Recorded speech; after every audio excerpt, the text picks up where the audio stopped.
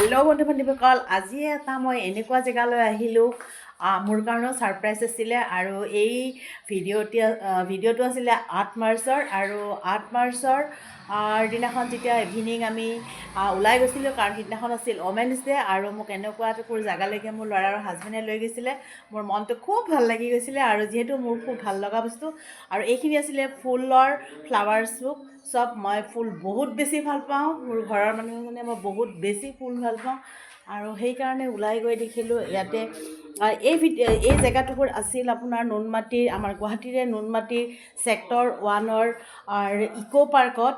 আৰু এই ইক' পাৰ্কত এওঁলোকে ৰিফাইনেৰীৰ মানুহখিনি ইমান ধুনীয়াকৈ মানে ৰিফাইনেৰীৰ এৰিয়াটোৰ ইক' পাৰ্কৰ ভিতৰখন ইমান ধুনীয়াকৈ ফুলেৰে সজাইছিল। এই ফুলখিনি এইখিনি সময়ত খুব ধুনীয়াকৈ একেলগে ফুলি হৈছিল আৰু তেওঁলোকে তেতিয়াই এই ফ্লাৱাৰ গাৰ্ডেনখনৰ শ্বপ এটা খুলিছিল। আৰু ইয়াত কোনো এণ্ট্ৰি ফিজ নাছিল, ইয়াত ফ্ৰী জইনিং আছিল, চবেই সোমাব পাৰে। আৰু এনেকৈ ফুলবিলাকৰ শ্বেপ দিছিল। এইখিনি নাৰ্জী ফুল আছিল, হাৰ্ট শ্বেপত দিছিলে। এইটো এওঁলোকে ধুনীয়াকৈ এটা বাউলত পানী দি এটা বক্স বনাই এনেকৈ ফ্লাৱাৰ এটা শ্বপ এখন বনাইছিলে। এইটো বহুত ধুনীয়া আছিলে আৰু প্ৰত্যেকটো বস্তুৱে বহুত ধুনীয়া ধুনীয়া। আৰু এইখিনি আছিল হালধীয়া নাৰ্জী ফুল, এইখিনি ৰাউণ্ড শ্বেপত বনাইছিলে।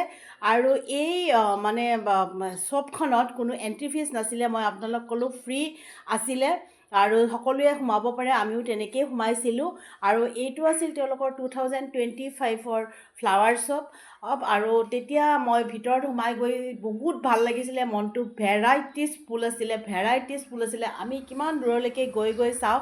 একচুৱেলি মোৰ ভিডিঅ'টো আপলোড কৰোঁতে দেৰি হ'ল আৰু মই যেতিয়া হোৱাটছএপত 8 তাৰিখে মই দিছিলোঁ ফটোবিলাক, মোৰ ফটো তেনেকৈ উঠা হোৱা নাছিল, জাষ্ট ফ্লাৱাৰখিনি দিছিলোঁ। তেতিয়া মোক সকলোৱে সুধিছিলে এইখিনি ক'তনো ইমান ধুনীয়া ফুলৰ মানে ফুল ফুলি আছে, ক'ত এইখিনিৰ উঠিলা, ক'ৰ পৰা ল'লা। তেতিয়া মই সকলোকে কৈছিলোঁ, কিন্তু অলৰেডি ফ্লাৱাৰ শ্বপখন 3 দিনৰ কাৰণে আছিলে, 8 তাৰিখৰ পৰা 10 তাৰিখৰ ভিতৰত, আৰু 10 তাৰিখে শেষ হৈ গ'ল।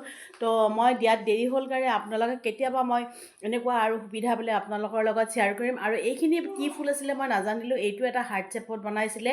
এই ফুলটোৰ নামটো যদি আপোনালোকে কোনোবাই জানে মোক কমেণ্টত জনাবচোন। আৰু ভিডিঅ'টোনো আৰু এই ভিতৰত সোমাইনো ভিডিঅ' নকৰাকৈ কেনেকৈ থাকোঁ। আৰু ইয়াৰ ওপৰত মই ভিডিঅ' কৰিছিলোঁ। মই ফটো উঠাতকৈ ভিডিঅ' বেছি কৰিছিলোঁ, কাৰণ ফুলখিনি দেখি মই ইমানেই আপ্লুত হৈছিলোঁ, ইমানেই মনটো ভাল লাগিছিল। আৰু গোটেইখিনি ফুল একেলগে ফুলি উঠিছিল। আৰু তেতিয়াই তেওঁলোকে এইখিনি মানে শ্বপটো খুলিছিলে। এইখিনি ফুল দেখিছেনে, একদম মাল্টি কালাৰৰ ফুল। ইয়াত ভেৰাইটিজ আছে, বগা, ৰঙা, হালধীয়া, তেনেকৈ প্ৰত্যেকটো নাৰ্জীৰে এটা থোক বনাই তেওঁলোকে হাৰ্ট শ্বেপত বনাইছিল।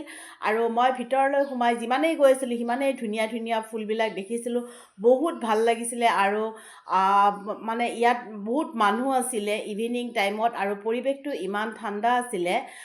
ইয়াৰ প্ৰত্যেকটো বস্তুৰে মানে এটা এটা শ্বেপ কৰি বনাইছিলে। এইখিনি বাৰু কি ফুল আছিলে এইখিনিও নাজানো, এইখিনি ওচৰত গৈ মই বহুত টাইম থিয় হৈছিলোঁ।